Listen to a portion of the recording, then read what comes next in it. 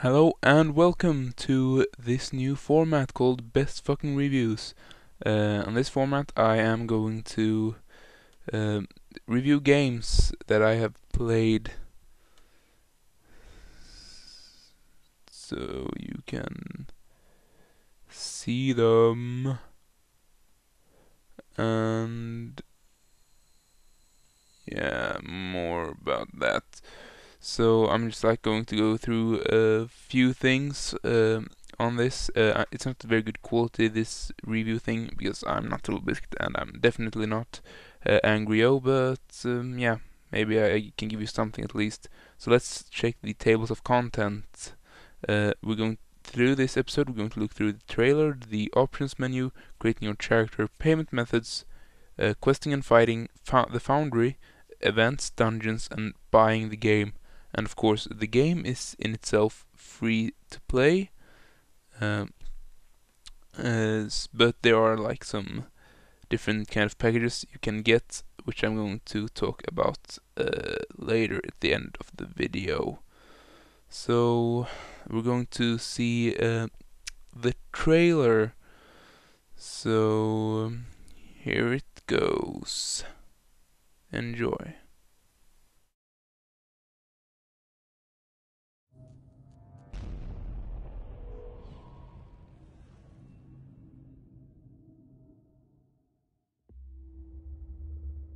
For centuries, Neverwinter stood in the cold and savage wilderness as a warm, glittering beacon of civilization.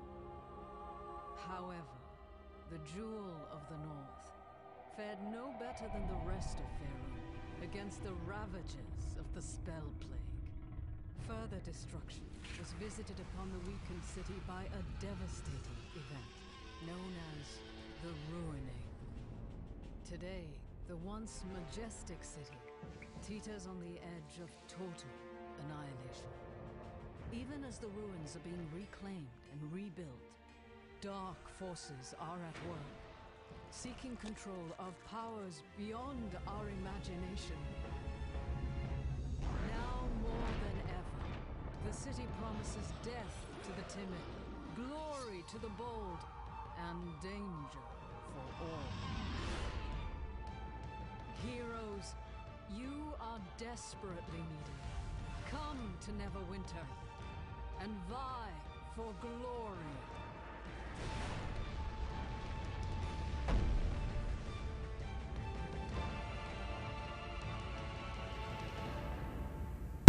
Yeah, pretty awesome. It was a good trailer. So let's take a look on the options menu. So in this gameplay thing, you can only change like your binding to one one thing. You can change the bindings to.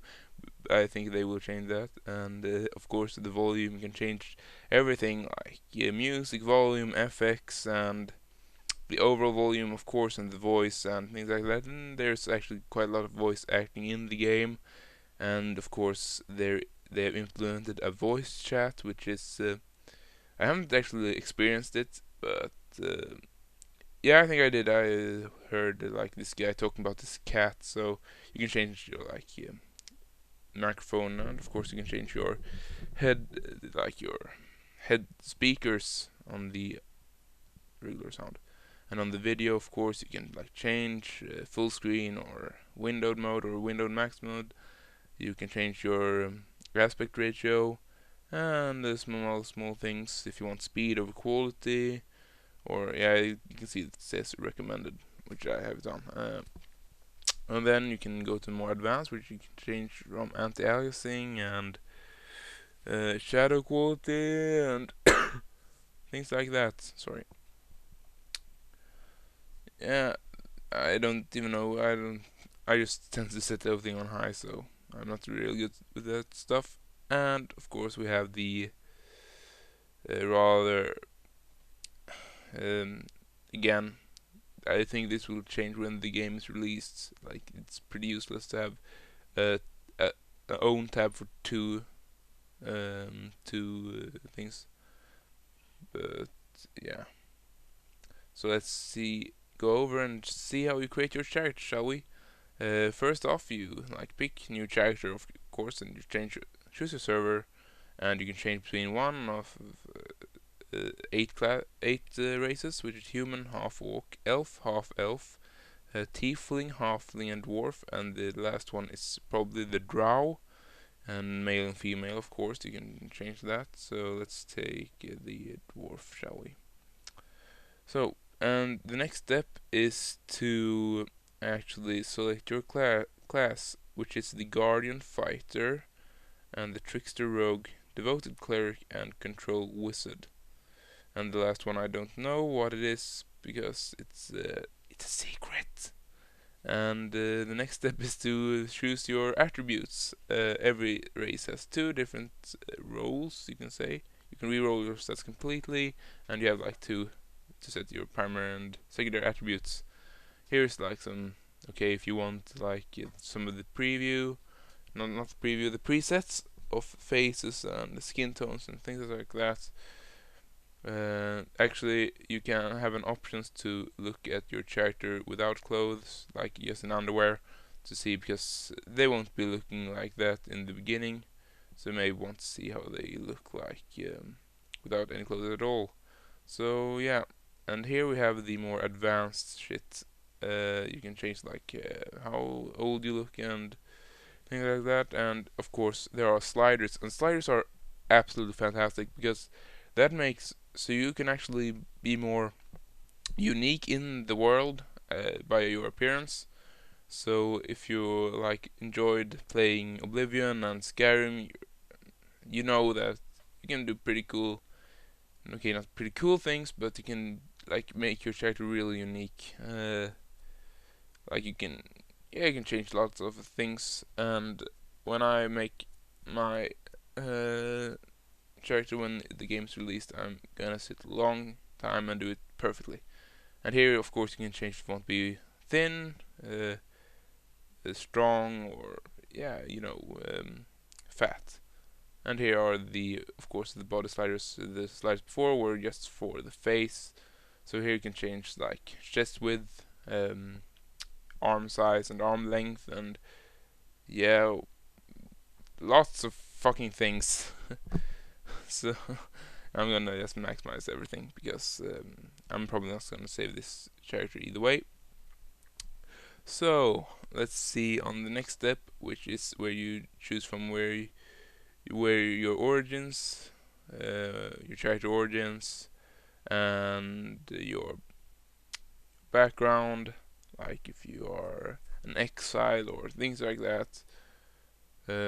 You can also change your divinity, which is, yeah, it's the god you pray to, and they have like different meanings.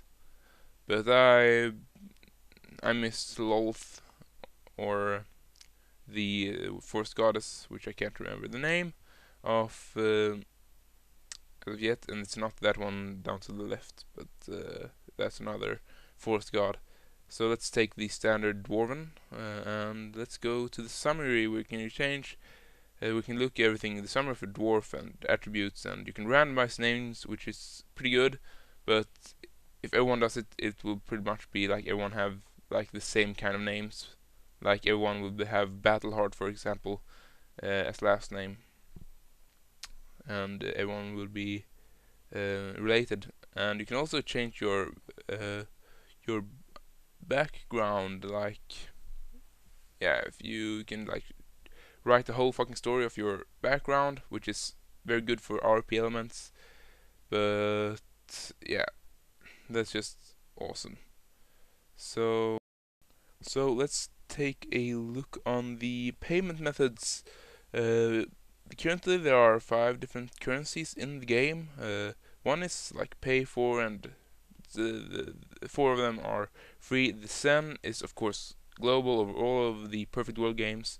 We have the gold, which is the standard currency which you buy from vendors, and then there is something that is astral diamonds, which you can buy, which you use to purchase on the auction house and things like that. So yeah, but you can also use the diamonds to actually sell Sell diamonds to get send cash, which makes you can actually get like pay cash by just playing the game, which is awesome.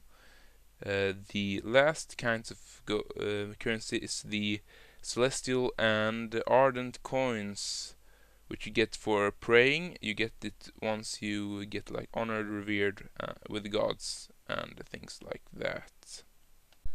And yeah, these are the things you can buy with the ardent coins. If you get 50 of them, I believe you can. Yeah, there you have it, a companion, and I will explain about companions later. And also you get a mount, which is a unicorn, because it's awesome. So yeah, so let's just like oh, is there anything more? No. Yes, this is like some kind of different buffs you can get, and of course you can get a chest in the end which holds a few good things. And also when you pray you get a cooldown on 1 hour, so you can only play once every 1 hour. So yeah. Oh, so let's talk about fighting, shall we? First, before going to the questing. So the fighting is very fluid. You have 3 abilities and 2 on-will attacks, which is like the standard auto attack, and in my case I have a ranged where I throw daggers. And the 3 abilities you can choose yourself. It's not like they took the more Guild Wars 2 approach and actually made it so you have like these spells, but you can only choose 3 of them. And there is a daily ability you can use. You can see 2 of them. It's on either side of that partially filled thing in the middle of the bottom of the screen. Um, these 2 share cooldown. It's called a daily ability, and you can only use them once you have filled this crystal, I think you can call it, the hexagon. It's a hexagon. Once you've filled it, then you can use a daily ability, and yeah, you can see that's my companion. It's a dog, which I've named after my own dog, which I have in real life, which she's much cuter, and you can actually change skin on them. So let's see if we can actually see a daily ability here. In the meantime, I just talk about questing. So questing, they didn't take the Guild Wars 2 approach. They did more backtracking, like World of Warcraft does it.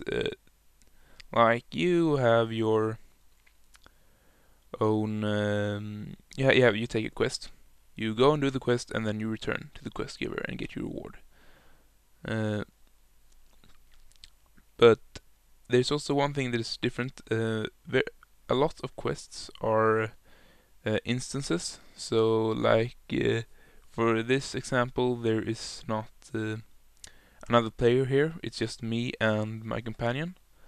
Because yeah, it's an instance which is my own. But I can invite players to join me, and players in group, of course, get into the same instance. And I must have. Oh, fuck. I must have already used. I missed it when I used the daily ability. You can probably just like take a look where it was. And now where were I? Yes. Because you don't have a cursor, the combat is actually it depends on where you actually aim. Where you aim on target, and then you use your abilities, and you hit that target. And as you probably have noticed by now, there are some red circles and some red fields. That's where the enemy attacks are going to hit, so you can dodge them. They have like it takes them like half seconds or so before they activate, so you have a little bit time to actually dodge them. And if you look on the screen, you can see a trail, a glittery thing which I'm following. It's like a quest tracker, so you know which way to go. This shows the fastest route, and yeah, sometimes it can be negative because yeah, you don't get to see everything. Like me, for example, I don't explore everything, which is pretty bad. And this is a boss fight where I am going to use all my abilities. There you see the red circle, and I dodged the attack. So you can actually like take a boss down without taking any damage. So there I failed my dodge, and here comes the ads. Uh, then there my dog died, which I can rest after the battle. Now, yeah, more about questing. There isn't much like farm questing where you just stand and you kill things. There's always a main person you need to kill. Like you need to kill 3 orc leaders, for example, and on your way there, you also have a part of the quest that says, "Oh, kill 50 orcs," and that you don't actually have to like.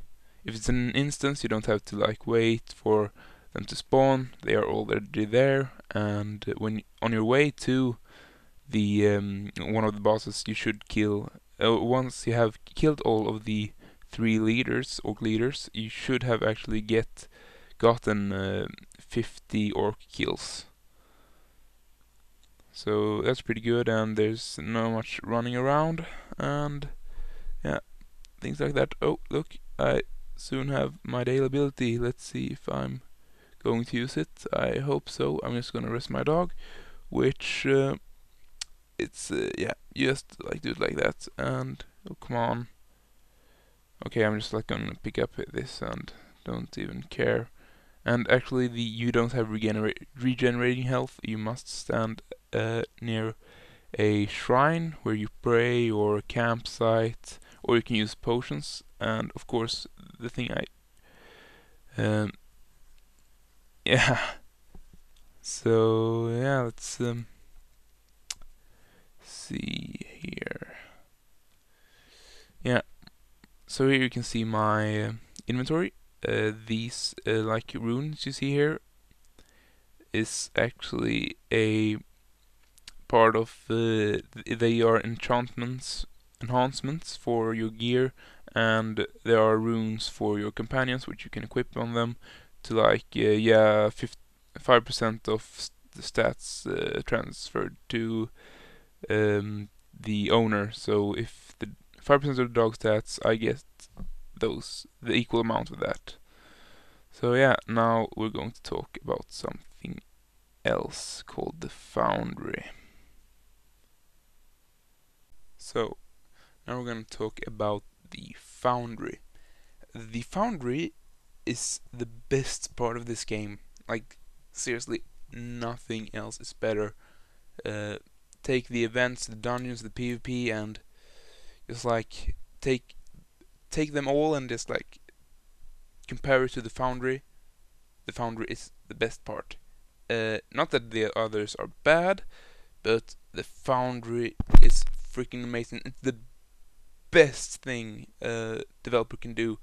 It is to the Foundry makes they open up for creativity of the players, and you can make your own campaigns and quests, and yeah, that's that's pretty amazing. I played 2 of these Foundry quests, as they are called.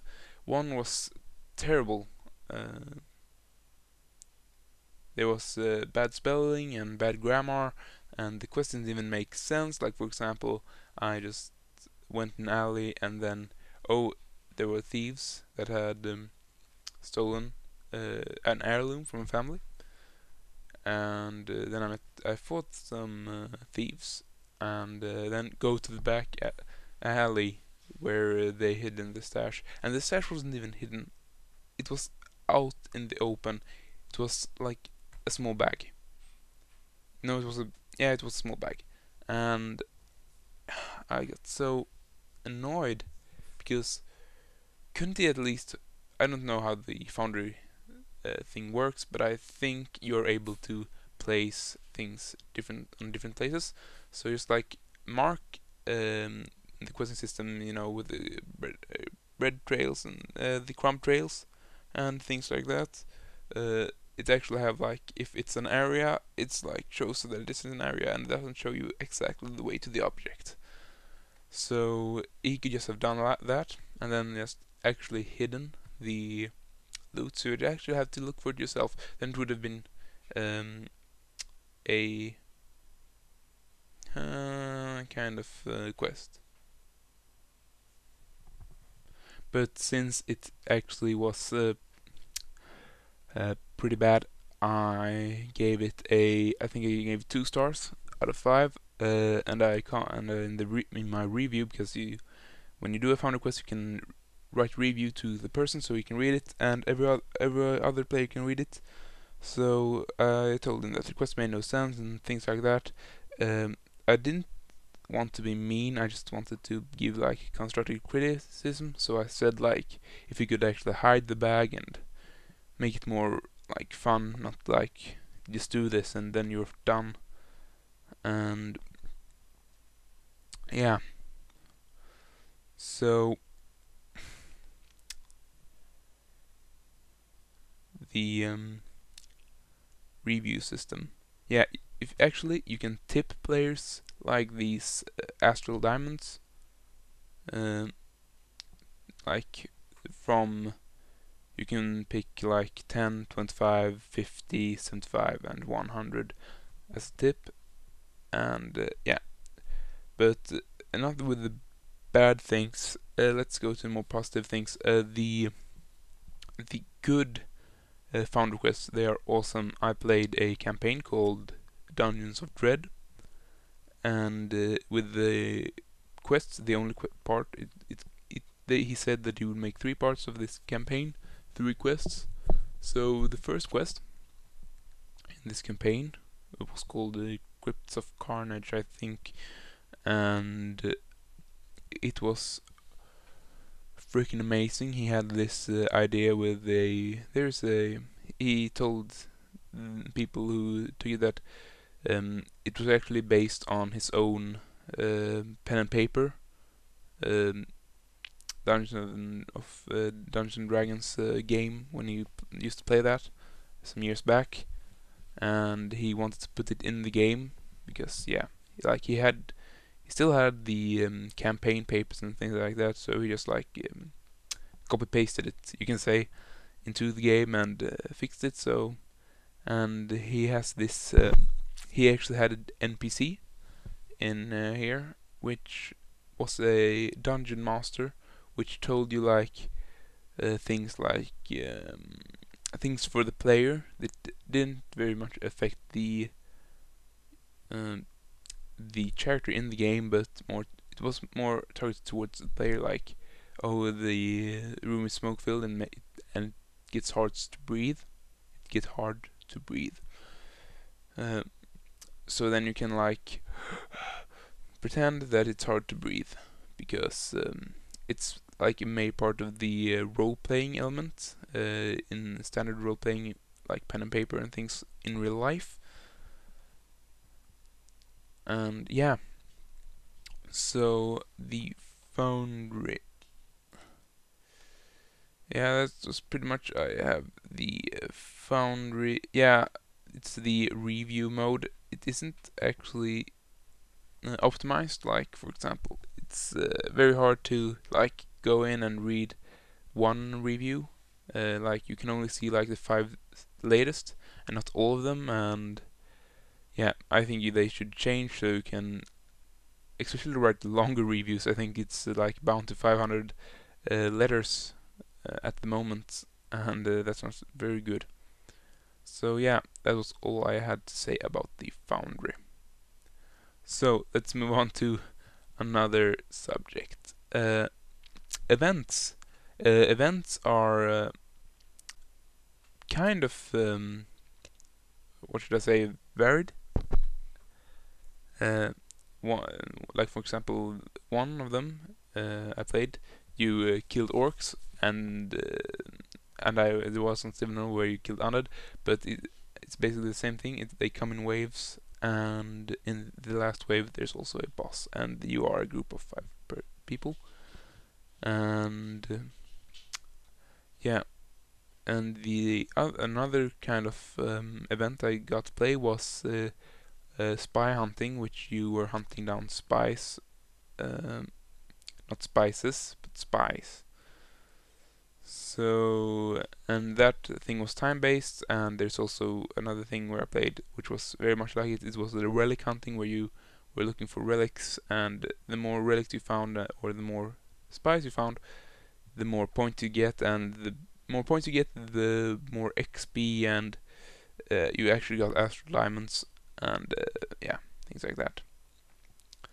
But as far as I know, it was very repetitive, so yeah, they have to like be more do different kinds of things, different kinds of events, so to say. So dungeons and instances. Dungeons, they are not big, but they're not neither too small. They are like perfect size, and the it's actually absolutely filled with lore. Um, there are even like some kind of small puzzles you can do, which is pretty fucking awesome. So yeah, like small puzzles, and there, as far as I can tell, the tank, healer, and things like that doesn't actually matter really much, because yeah, everything comes in naturally. I don't think about threat levels and things like that, because I'm playing a rogue. I'm just like doing everything I can, and just like keeping myself away from the boss's attacks, and um, the mobs attacks as well. Yeah. Instances, yeah, I don't know actually what to say about dungeons and instances, more about instances, um, because I've already told you how they work. Maybe I say, yeah, well, there's nothing much to say, but they are like good, and but unfortunately, let's go to the other subject, which is the PvP. Here I can only say like what I think it's going to be. I hope that it's gonna be pretty like epic. Like I don't want like these. I want you go forth, and you like have this battle, and you dodge and tumble and things like that. Uh, and I hope they don't put in the like area where they show where the effect's gonna be, but more like, yeah, you you have to actually like foretell what your enemy's gonna do depending on how they move, and yeah, I think it's if it is like that, it's gonna be pretty fucking good. And yeah, that was all about PvP. We are rushing towards the end here, so let's take up the final subject of this review. So, special content. Yeah, there are two kinds of editions which you can get: the Garden of Neverwinter and the Hero of the North Founders Pack, and of course a starters kit. Um, so the Garden of Neverwinter, you can get it pretty much when you want. It contains like a mount and things like that. Of course, you get a level 20 because you can't ride below level 20. So, which actually saves you a lot of money, because it costs like 2.5 gold to actually buy a mount. And I'm just like gonna talk more about Garden of Neverwinter later, because I don't have it in my head, which is it's containing So let's talk about the Heroes of the North Founders Pack. So you can only get it before the game launches, because why would it be called Founders Pack if you can get it after the uh, the the game has launched? So let's see here. The Founders Pack, it costs $200, and what you get for this in this free-to-play game, you get an exclusive race, the Menzoberranzan Renegade, which is a drow, just like Drizzt, if you have ever read those books, which I suggest you do. They are awesome books. The Legend of Drizzt is the series. You get an armored spider mount, which is also a drow thing. You get a exclusive panther companion, which also just founders get. And you get like this kind of off-duty clothing shit. You get the VIP game access, like if there's a queue, you get to skip the queue and things like that. You get an visual effects on your armor, which can be slotted into, you can unslot and things like when you get new armors. A founder's title, a additional bag, inventory slots, and the dungeon master unlock, which you can create in your own quest in the Foundry immediately. It will be, I guess you can buy it from with the real cash. You also get a treasure box, which makes when you get level 60, you get a guaranteed rare weapon or implement with a unique enchantment and special visual effect. You have one of these boxes per chapter. You also get the Adventurer's Helper Pack, 6 different types of items to start your adventure, 1 per account, a respec token if you want to respec everything. For example, your attributes, which you can respec. You start with the quest with the Mastercraft weapon or implement. It says start your quest, but they mean like start your adventure with the Mastercraft weapon or implement. It comes equipped with a unique enchantment that can be unslotted and used in other items, 1 per character.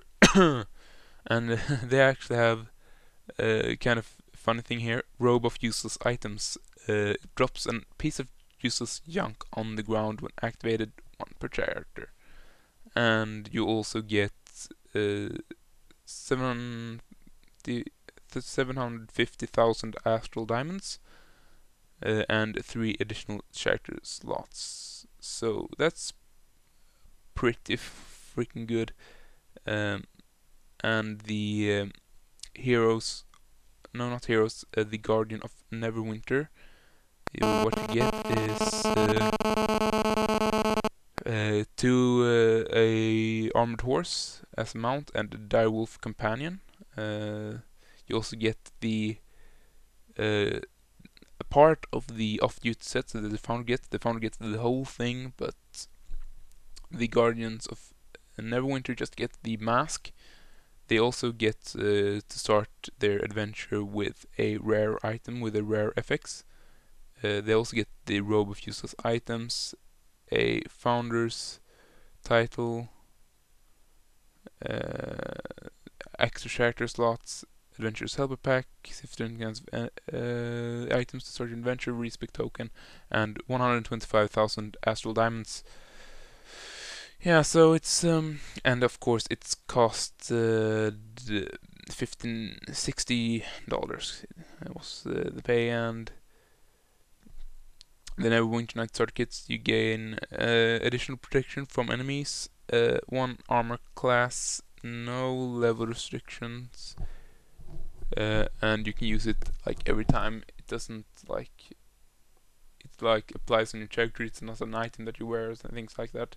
You get an additional bag, so yeah, and you get a adventurer's helpers pack, 6 different types of helpful items to start your adventure, a large health stone, 10,000 XP booster, 5 scroll of raised dead, 5 portable altars, 10 identify scrolls, and 25 pack of skill consumables. Yeah, so yeah, I think that's everything. So I'm actually pretty excited to get the Founders title, the Founders edition. I mean, because I really want to play like a drow. So that's everything for this review, and let's get on to the final verdict. Neverwinter, um, during this beta weekend when I played, it was very enjoyable, and I got to do lots of stuff, which was fun. And now I'm just eagerly waiting my when I get my salary, so I can actually buy the Founders edition. And yeah, and it was very good. I think I'm going to play this a lot, and of course it's free, so I'm just like, yeah. Did I tell you that the Founders title actually cost like $200? It's pretty. Yeah, I think it's worth the money to have like your own unique race. So yeah, to the final verdict. I totally lost my train of thoughts, but it's a 8 out of 10. It's it's very good. The Foundry raised it. I was going to give it like an 7, but I raised it because of the Foundry, and it also gets a seal of approval. So yeah, I think you should get this game when it comes out. I mean, it's free to download and free to play and things like that. So just like at least try it out. It's free, right? So